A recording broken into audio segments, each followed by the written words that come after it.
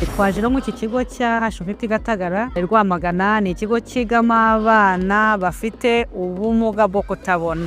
By'umwihariko nk'abafite ubumuga, ubu ngubu kubera ko twamenye twebwe intambwe ya mbere tugomba gutera no kwirinda, hanyuma tukamenya yuko hari n'izindi nzego natwe zitureberera. Byadushimishije kandi byatumenye twongera gukangura ubwonko bwacu ndetse n'ubwenge kugira ngo twiteze imbere mu kuzikoresha, ariko kandi mu buryo bwiza butatugiraho ingaruka.